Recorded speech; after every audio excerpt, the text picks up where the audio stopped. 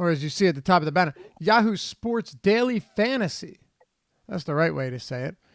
But no matter which way sounds better, head over to Yahoo Sports if you've yet to do so. And when you sign up through the link that we hit you with in YouTube chat, which I'll do momentarily, you get up to $30 in Yahoo Sports rewards points, which are basically free money that can be used to play on the site, and lower management fees than pretty much everywhere else. Some contests have no management fees at all, and only 10 entry max. So if you're not looking to plug 150 lineups in, you don't want to go through the trouble of Fantasy Cruncher, this is exactly where you want to be.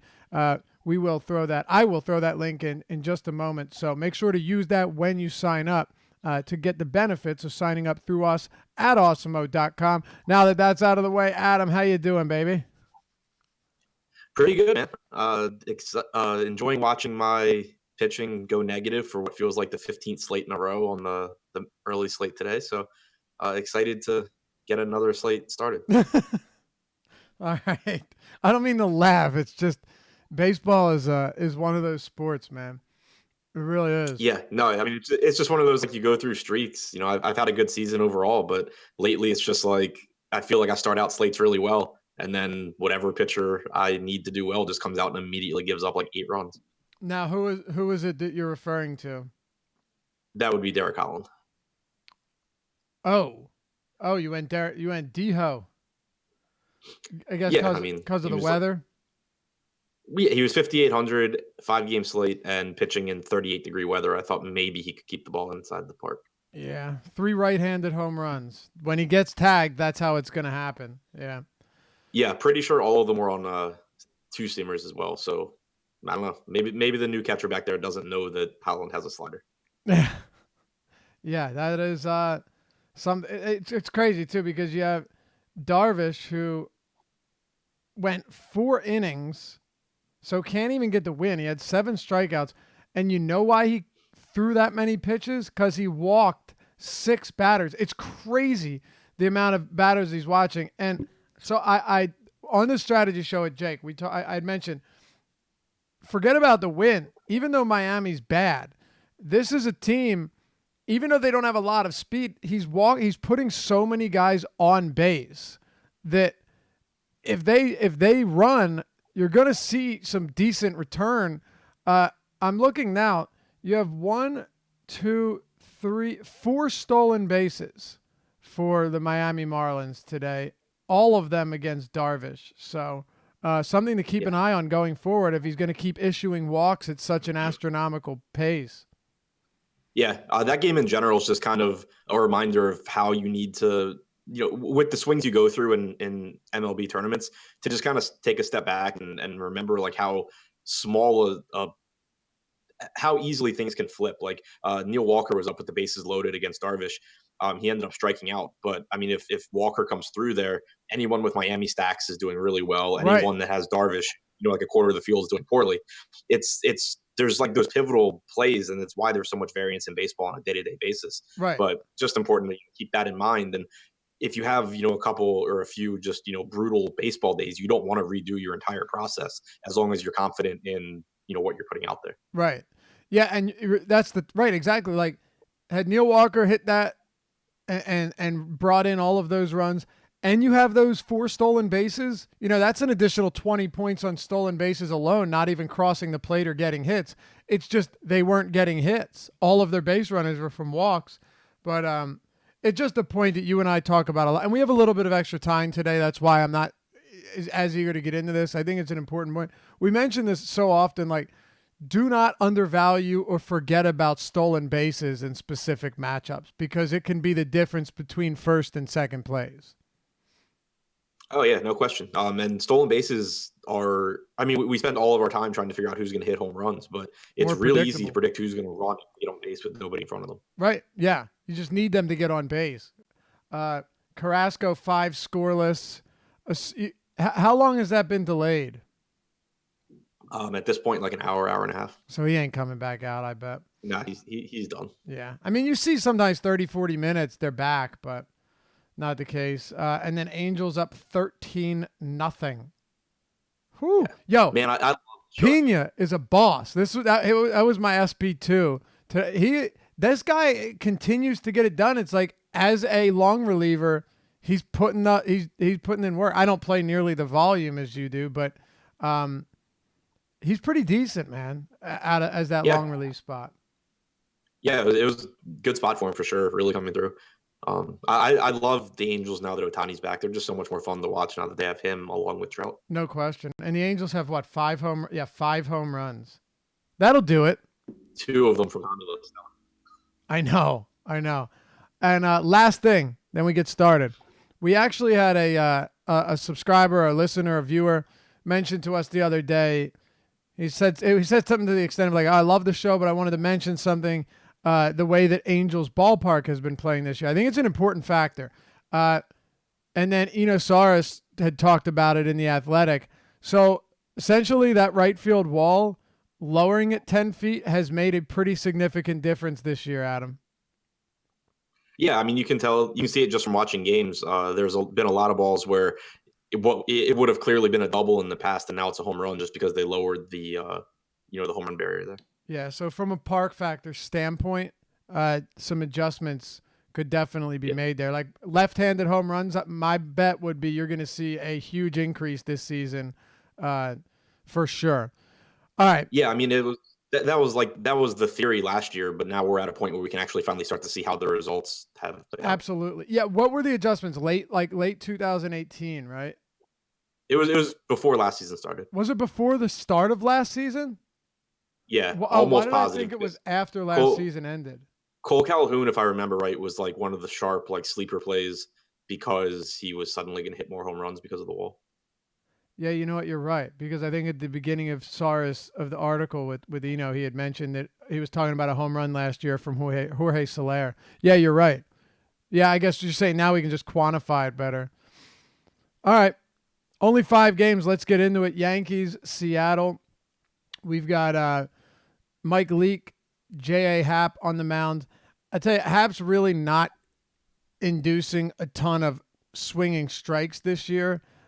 It's not totally surprising that he saw a bit of a decline there. I mean, I think J.A. Happ's a decent pitcher, but I don't think he's as good as he was made out to be at times. I mean, he's had a double-digit swinging strike rate once in his career. It was 10.4%.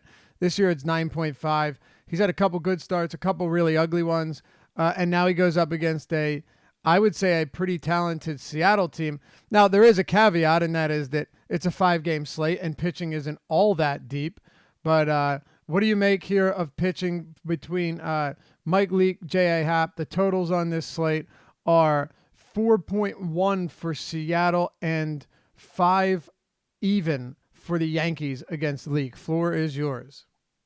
Yeah, so I mean, overall, this is a really weird slate in that there are no gas can pitchers. All 10 pitchers on the slate, if I had to make a positive argument about them as a pitcher, I could do it. For sure. But there's also no clear-cut, number one plays, because every pitcher on the slate, if I had to make an argument for why they're going to fail, I could do that too.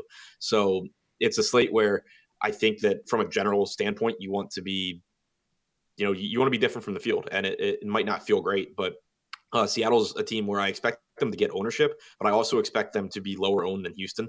I'm not sure what our projected ownership's at right now, but I expect that it'll come out that way because Houston obviously is going to have the highest implied run total on the board by a little bit ahead of Seattle, and they're favorably priced. Everyone knows how good their hitters are, but this spot against Happ, he clearly can be a good pitcher on a start-to-start basis, but he also can struggle with right-handed power. He really has overall this year with an expected ISO up over 250, expected WOBA up over 350. And you just have so much right-handed power in this lineup for Seattle. Getting out of Seattle, going into Yankee Stadium, obviously not as favorable for right-handed power as left-handed power, but still not a bad park to hit in no matter which side of the plate you're hitting from.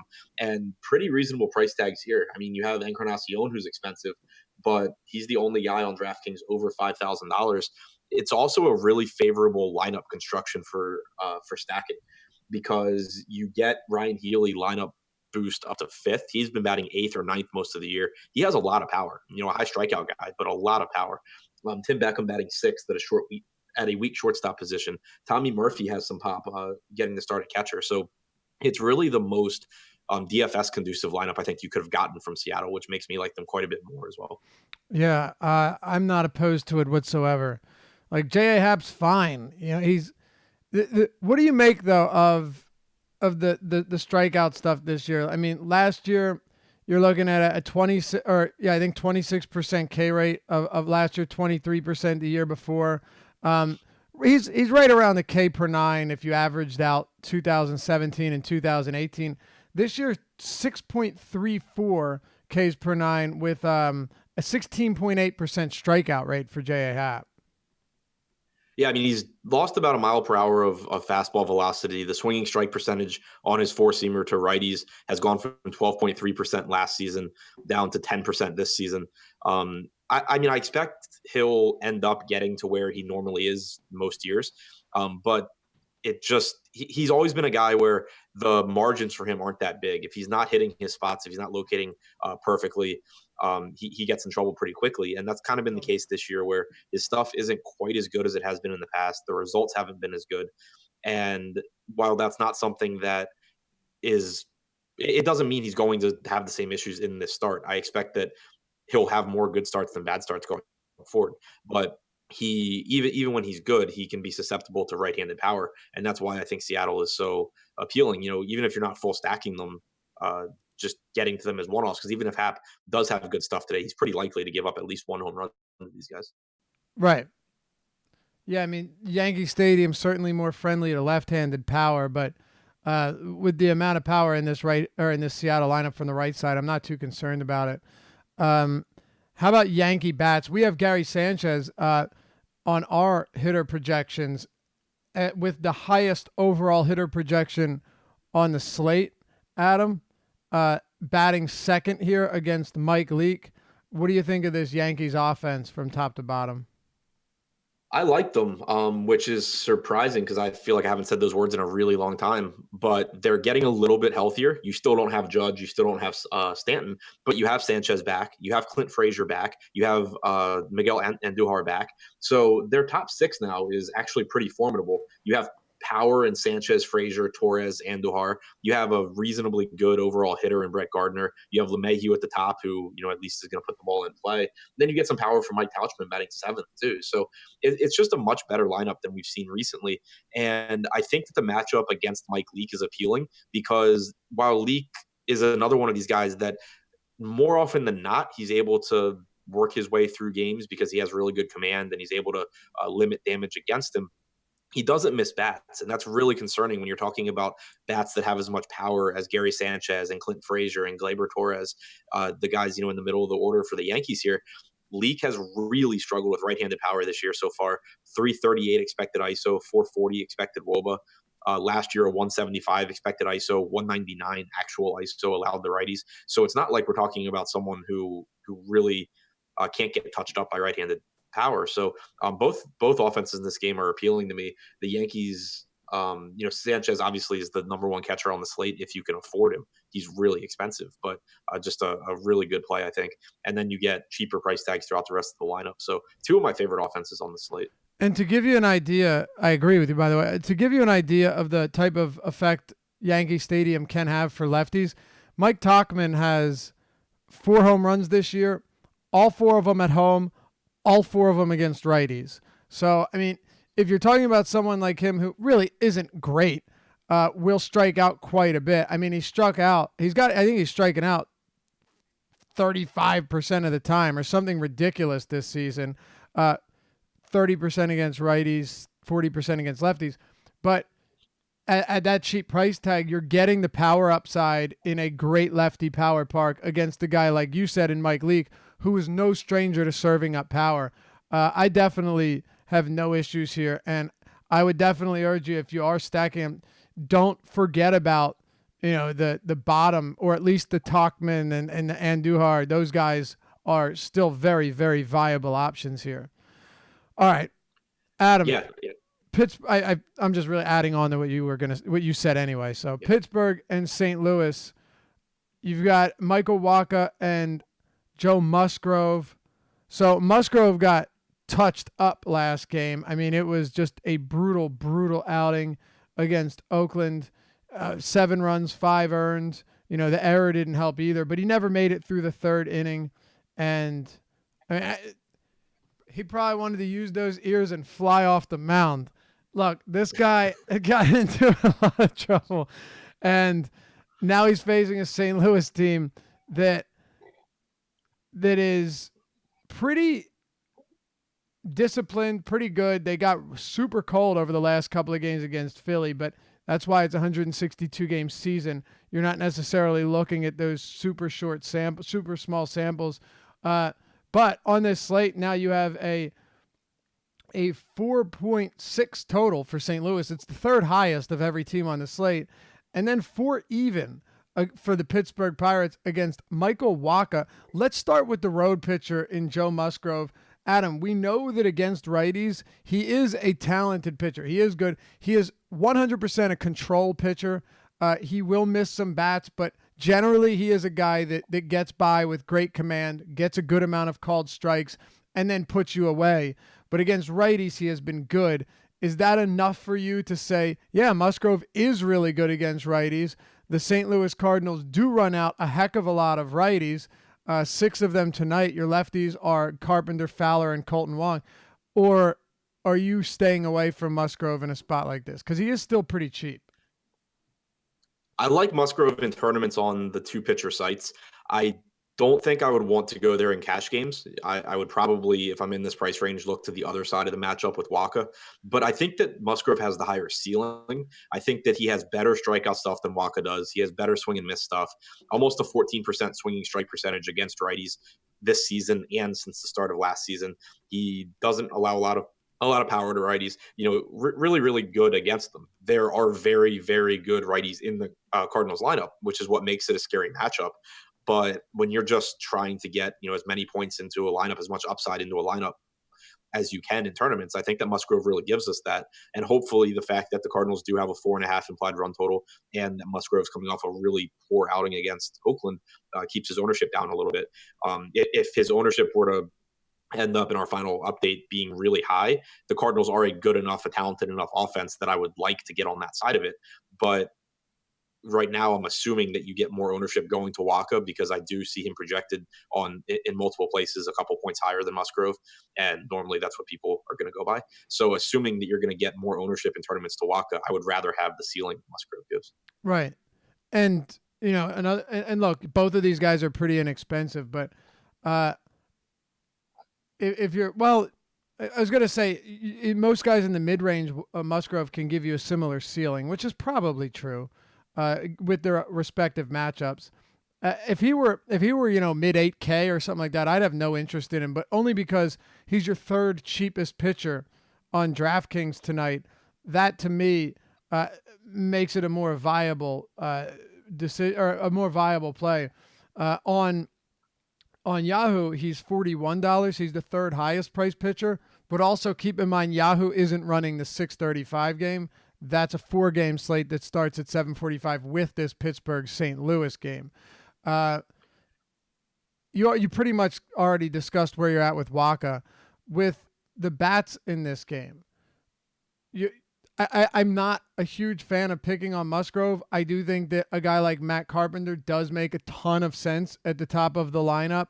Not necessarily sure I'm high on stacking them though, but I do like Carpenter as a one-off quite a bit atop the St. Louis order. Yeah, I like Carpenter a lot as well. I wrote him up in the deep dive. He's just still underpriced. He's $13 on Yahoo. He's 4K on DraftKings. We have such a track history with him that it doesn't matter that he started off slowly for the first month. Always starts off slow. You're better off. He always starts off slow. Yeah. Him and Votto, man, it's crazy. And yeah, you're just better off, rostering him when he's cheap. And there's just such a high percentage chance that he gets back to what he normally is. So I do like Carpenter. One thing you mentioned, Musgrove's price tag on Yahoo. Yahoo specific, J.A. Happ is actually $3 less than Musgrove. Yeah. So I like getting the Happ on Yahoo. Yeah, I think that makes sense. You can find Adam's deep dive on awesomeo.com. We switch off days. Put a lot of time into those each and every day. More time into pitching. I feel like that's more important of a factor for articles like that, where you're breaking everything down and really trying to give someone insight, a window into what makes a pitcher good or bad for that day. With hitters, it's kind of cut and dry. Yeah, because I mean, hitters, you really don't want to be analyzing it much further than this is what the guy has done for years, and you know that's what he Right. And does. this is who the guy he's facing has done for years, and this is their Right. total, and this is the park. Like that, Right. you Yeah. know. And if you want to put ump data in there, you could do that too. Any interest in Pittsburgh bats against Waka? Yeah, because they're inexpensive and they are in St. Louis instead of Pittsburgh. I think that Starling Marte is really appealing because Waka. I don't think he's that good overall, but I do expect him to struggle more with righties than with lefties because the one pitch that he can go to get swinging strike is his changeup, which is less effective against righties. So I think that Starling Marte, who you know you mentioned that I think it was yesterday, PNC having one of the worst park factors for right-handed hitters, not the case in St. Louis. So park upgrade from Marte. He's fast enough that he'll try and run on pretty much anyone anyway. Not the most appealing spot with Yachty behind the plate, but he'll still take chances. But then you also get Gregory Polanco, who's $3,700 on DraftKings. He's just a more talented hitter than that. Josh Bell at 4,400 seems like he might be making pretty legitimate strides towards being the hitter that everyone thought he was when he came up from the minors. Yeah, he's So been you great. get like a 2 through 4 here that has power, and then you get $2,700 Francisco Cervelli at a absolutely trash catcher position that outside of Gary Sanchez. It is funny though. I was going over park factors today, and they can be different if you're looking on like ESPN or if you're looking on Fangraphs or whatever. I was shocked, and like I know all of the parks, like good, really bad, but there were a couple where I was surprised that they were equally as bad as like Oracle, formerly known as AT&T, and one of them, you're right. You said the right field wall in St. Louis, right? You're talking about right field.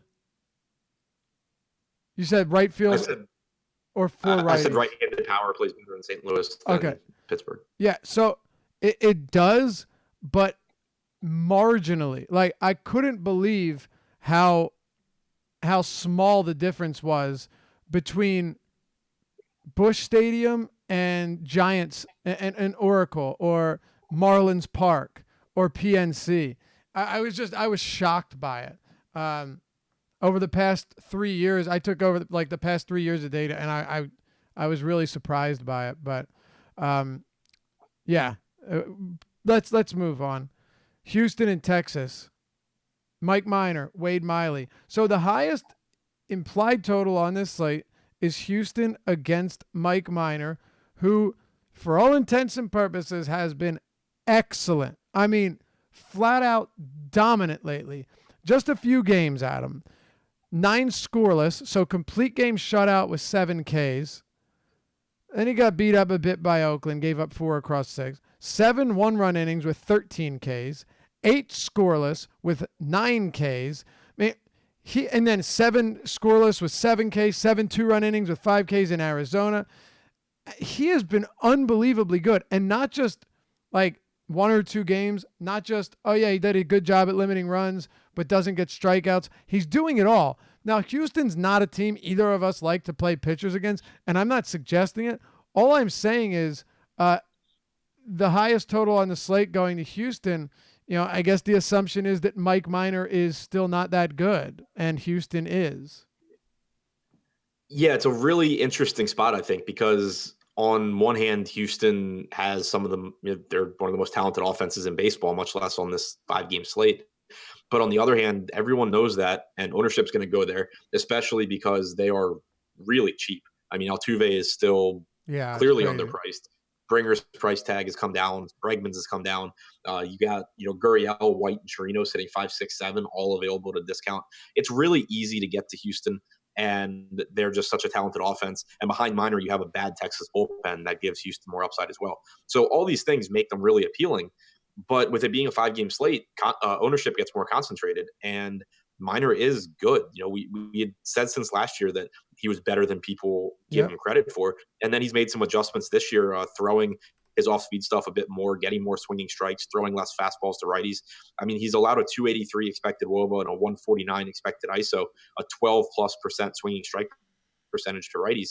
He's been legitimately good. So He's more expensive than I think he should be for this matchup as far as rostering him.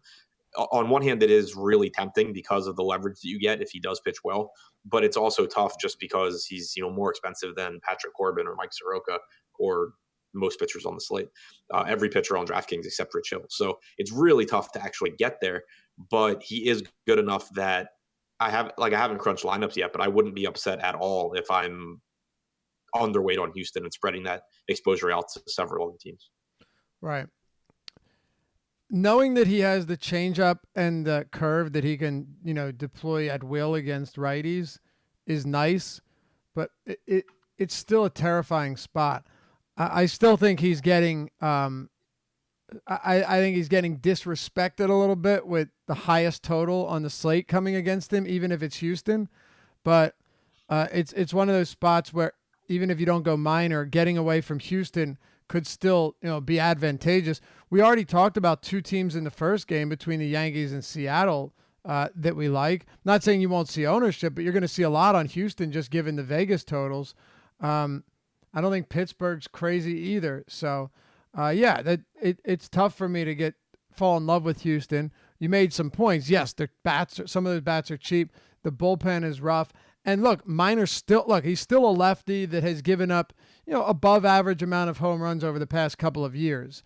But he's been different this year. He's throwing the changeup 30% of the time. And as you said, less fastballs. The difference is real. Will it remain tonight? We'll see. What do you think on the other side? Wade Miley's very cheap.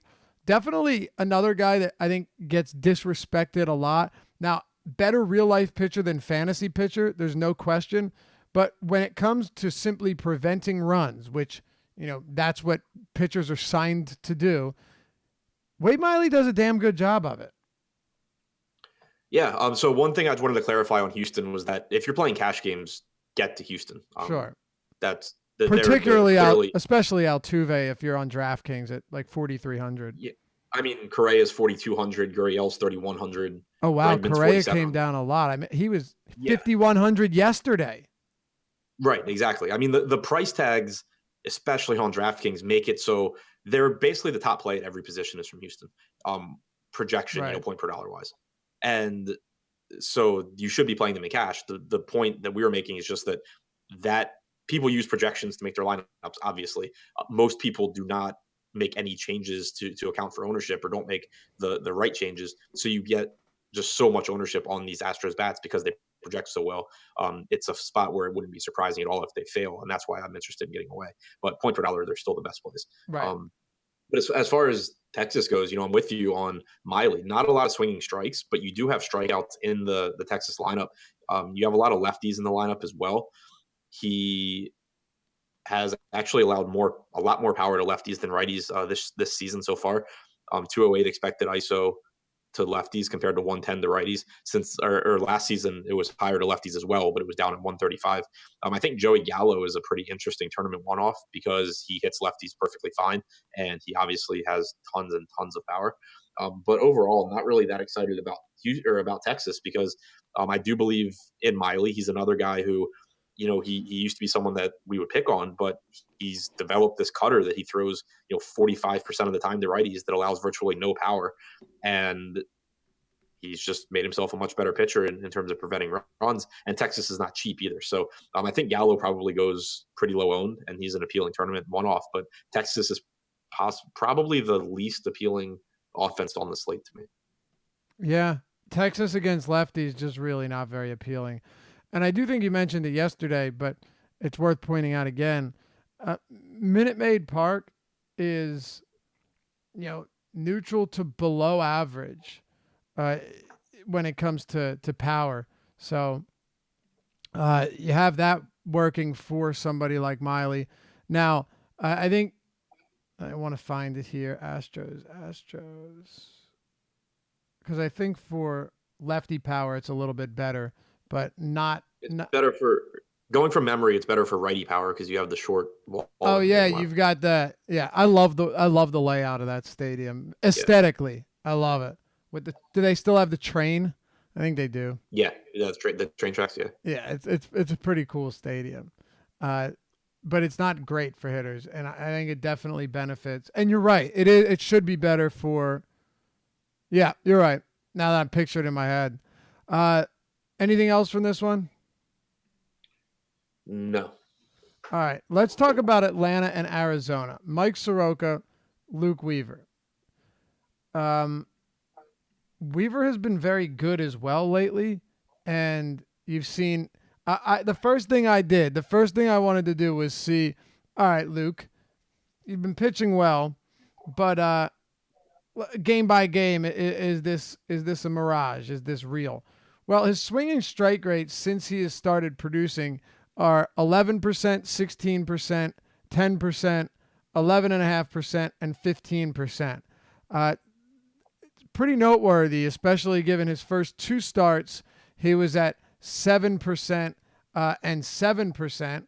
So I just wanted to dig a little bit deeper on this. Take a look at his pitch usage by game this season, and he was throwing the two seamer in his first two games. Oh, weird! Stopped throwing that entirely. Who would have ever said good things can happen when you stop doing that? Crazy how that works every single time. Every single time, man. It's ridiculous. More changeup, more four-seam or fastball, and better results. Yeah, when you throw breaking pitches that move more often, you get more swinging strikes and you pitch better. We've never said that on this show. We've never said that on this yeah. show before. I used to hate Luke Weaver back when he came up and everyone was rostering him. I said that he wasn't very good. I think now I'm buying into him. You hated him like a month ago, too. Yeah. I think I hated him until like the last two starts. Yeah. He's better. He's kind of evolved with the times, and he's turned into what you should be if you're a major league pitcher. Getting, so far this season on his changeup and his cutter getting double-digit swinging strike percentages. The changeup in particular to lefties has been really good. 21.5% swinging strike percentage, no power allowed. Righties, I still think he could have some issues. So I love Ronald Acuna here. I like Josh Donaldson. Swanson as well as the shortstop option. We talk about it that normally pitchers who are dependent on their changeups are the ones that are likely to develop reverse splits. So far this year, a 14.8% swinging strike rate and a 107 expected ISO to lefties compared to a 9.9% swinging strike rate and a 193 expected ISO to righties. So that's certainly been the case for Weaver, who's throwing that changeup 12% to righties compared to 37% to lefties. So again, I like the right-handed power here. I like Freddie Freeman because he's cheap and just a really good hitter. But I do think that Weaver is just a better pitcher than he has been in the past. I just don't think I'm getting to a lot of him here because he is a little bit more expensive than Musgrove, who I project him in Musgrove similarly. He's a little bit more expensive. It's a scary matchup, and I do really like the price tags on Atlanta bats.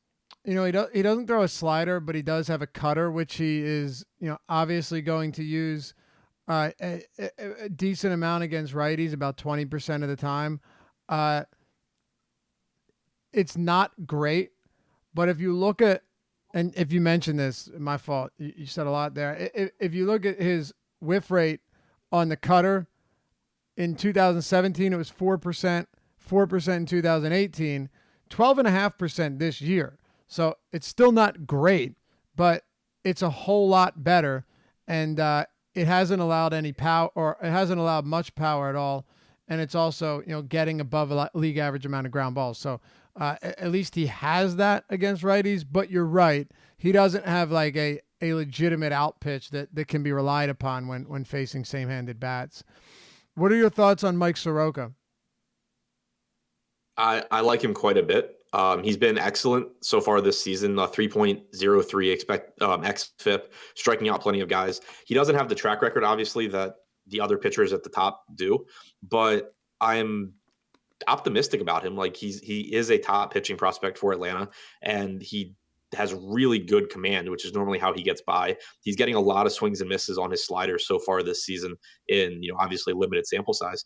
But he's also done a really good job through those first few starts of getting a very good called strike plus swinging strike percentage. He ranks 14th out of 177 starting pitchers this year that have thrown at least 200 pitches in called strike plus swinging strike percentage. To put that in context, Just ahead of him are Herman Marquez and Tyler Glasnow. Just behind him are Kenta Maeda, Hanjin Ryu, and Chris Paddock. So, certainly in some pretty good company there. And that's something that, we'll have to pay attention to going forward. But it's been really good so far. The Diamondbacks this year, their active roster against right-handed pitching, about a 23.5% strikeout percentage, 93 WRC plus. They've been a lot better against left-handed pitching than right-handed pitching, which makes sense because Ketel Marte has been a much better hitter from the right side of the plate than the left side throughout his career. So, I think it makes sense. And Soroka's been pretty good so far, like limiting damage to both sides of the plate. I don't know. My biggest question mark on him is if the strikeouts continue and if, a $9,000 price tag is warranted. So, I think he has less raw upside than someone like Patrick Corbin at a similar price tag. But I think the matchup is more favorable for him than it is for Corbin. Yeah, I agree with you there. Just in terms of his ceiling, I'm not sure what you're really hoping for, but also seems to have, I hate saying high floors, but from baseball standpoint, but definitely has proven that he has been very solid and he's not crazily overpriced. And Chase Field just doesn't play nearly as well for hitters as it once did. What are your thoughts on bats in this one? You already talked about righties against Luke Weaver. Any thoughts on Arizona bats? Much more interested in the Atlanta bats. I would say that Arizona is down there with Texas for me as far as one of the offenses that I'm least interested in. You just don't really have super appealing price points. You don't have anyone that really stands out to me. Most teams on the slate have at least one or two guys that really stand out, or they're just like an underpriced stack. Arizona doesn't really fit that, so I'd much rather be getting to Atlanta. Okay, let's close it out. Before we do, Deeper Dive, all one word, is the promo code to get 50% off your first month at awesemo.com. If you've yet to do so, what are you waiting for, man? You get the ownership projections, the player projections, extensive, elaborate, painstaking articles, and content for every daily fantasy sport that is out there. All of it on awesemo.com. The lineup builder, and of course, Awesemo himself, Alex Baker, his projections, rankings, the lineup builder, and Fantasy Cruncher add-on with Fantasy Cruncher Pro. So much stuff, and you can get half off with the promo code Deeper Dive, all one word, when you sign up by clicking sign up on the top left side of the home screen and selecting your plan, typing Deeper Dive into the promo code box at the bottom before you check out. And if you do decide to join us, say what's up in the premium Slack chat when you do. We'd be happy to show you around. And now we will show ourselves to the last game. Dodgers, Washington, Rich Hill, Patrick Corbin. Ownership. Rich Hill was earlier in the day projected to have like wildly high ownership. Now he is 29% on DraftKings, behind Waka 38, Corbin 34. Musgrove, by the way, when you and I discussed potentially going with him over Waka in tournaments, Musgrove at 19. So literally right now projected for half of the ownership of Michael Waka. On FanDuel at the pitcher position, you've got Patrick Corbin, Rich Hill. So 32 for Corbin, 26 for Hill, and then 18 for Happ. And then finally on Yahoo, Rich Hill coming in at 49%. That is, though, because he is way cheaper than Corbin. So I'm just setting this up, Adam, so we don't have to go through any of it once we get into the game. Rich Hill on Yahoo, 43, Corbin, 52. Just a massive difference there in pricing.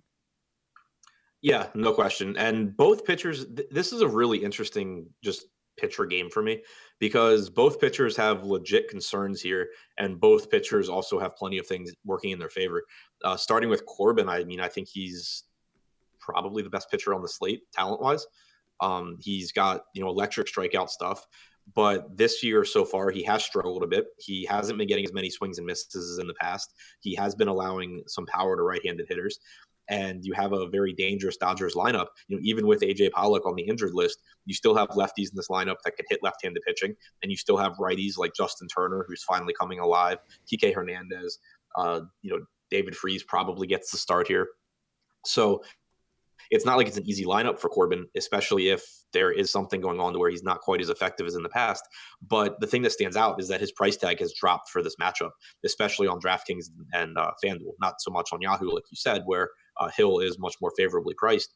But we've been getting Corbin at 10K, 10.4 on DraftKings. Now you have him at 9,200 there, 9,000 on FanDuel. I'm more inclined to take a chance on him and just hope that we get the good Corbin that's burying that slider and getting swings and misses than the Corbin that's leaving it up and getting pounded by righties, because there really aren't pitching options on this slate that come without any sort of question mark. So I'll take my chances on Corbin. Okay. Yeah. I mean, he's $500 cheaper than Rich Hill on DraftKings, which to me makes the decision a whole lot easier. So Yahoo, though, just to be clear, are you still Corbin over Hill on Yahoo, where it's a $9 difference? No, I'd prefer Hill. I have them really close anyway. For Hill, I think that the matchup is a little bit more appealing than it is for Corbin. The Nats' active roster over a small sample has still been very productive against left-handed pitching, and they have some good reasonably good right-handed hitters, but they also have some strikeouts in here.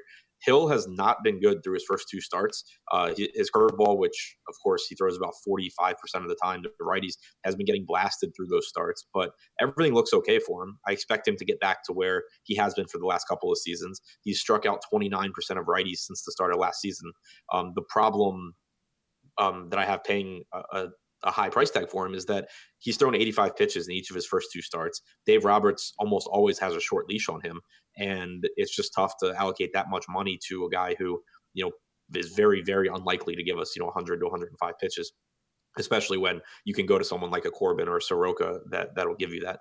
I do, from the Nats, really like Anthony Rendon, especially on DraftKings at 4,400. He's just too good of a hitter to be that cheap, and he's $300 less than Alex Bregman, who's going to eat a ton of ownership at the third base position. So I really like Rendon as a tournament pivot. And then at second base as an Altuve pivot, you can go to Howie Kendrick or Brian Dozier, preferably Kendrick. All right. Yeah, Anthony Rendon being back in the lineup is a pretty big deal. Also, by the way, his ability to hit left-handed curveballs is very solid. I don't have it pulled up right now. I remember looking at it earlier in the day. I don't know if you would remember, but pretty ridiculous numbers for Rendon. And to follow up, you're right, because Corbin's last 5 games, his pitch counts are 118, 92. Now he got rocked in that one, so he got yanked after 5. 103, 107, 106. Like, he could legitimately throw 30 more pitches than Hill, and it wouldn't be surprising. Yeah. So small sample. I have the Rendon stuff up. Small sample sizes, obviously, but last season against left-handed curveballs, 535 expected WOBA, 567 expected ISO. In 2017, he was at even smaller sample size, but a 431 expected WOBA. Add them all, do 19, 18, and 17 together. I don't have that set up. Oh, okay. Gotcha. All right. Well, anyway, they're good numbers. They're really good numbers, and Hill's going to throw a lot of them. Any other bats you want to talk about here before we hit our stacks and close it out? I mentioned, briefly that the Dodgers obviously have a lot of upside here. The Nats bullpen is absolute trash. So if they were able to knock Corbin out early, they have a lot of upside. It's not a top stack for me, but it certainly has some merit as a leverage stack because we know that Corbin's going to get ownership. Okay. That sounds good. Let's hit our stacks, Adam. Like I said earlier, the highest projected totals here: Houston at 5-1, Yankees at 5 even, Pittsburgh at 4-6, Atlanta at 4-4. Like you said, no real gas cans. Even the high totals, you could see them going poorly for the hitters. So what do you have? So, Houston, I think, is the most likely stack to succeed. But if you're looking to get away from what should be the highest owned stack in tournaments, I like the Yankees, I like the Mariners, I like the Braves. All right. And where is it? I want to pull this up. Awesomo's MLB rankings, where he had, I know, that's the wrong one. Where is it? I was just looking at this today. the top stacks, Osmo's top stacks, where he has the top value, like what percent of the time their top value, and you have 15.9%. This is a really cool tool, by the way. If you're not using it and you are a sub, you should check it out. 18.8% of the time for Pittsburgh. Granted, it doesn't mean 18% of the time that they will be the winning stack. It's saying that they're the best value, and that's why Houston is so high today because, as you pointed out, Adam, their price points are really cheap. So you get the DK top stack, the percent, the probability that they're going to be the top stack, the projected ownership on the stack, the top value on the probability of the stack. Really cool stuff, and stuff that, working into the daily research is certainly helpful for DraftKings, FanDuel, and our sponsor Yahoo. You got all of that, and it's sweet. It's under the MLB tab under Awesomo's top stacks. I always forget to mention that when I talk about all the stuff we have, but this is a great tool for baseball. All right, man. We'll turn it over to Live Before Lock. Coming up next this Thursday evening is Jake and Chris. Remember, 6:35 start on FanDuel and DraftKings, 7:45 on Yahoo. Anything else to add here, Slate, or anything else you want to talk about before we get out of here? No, I don't think so.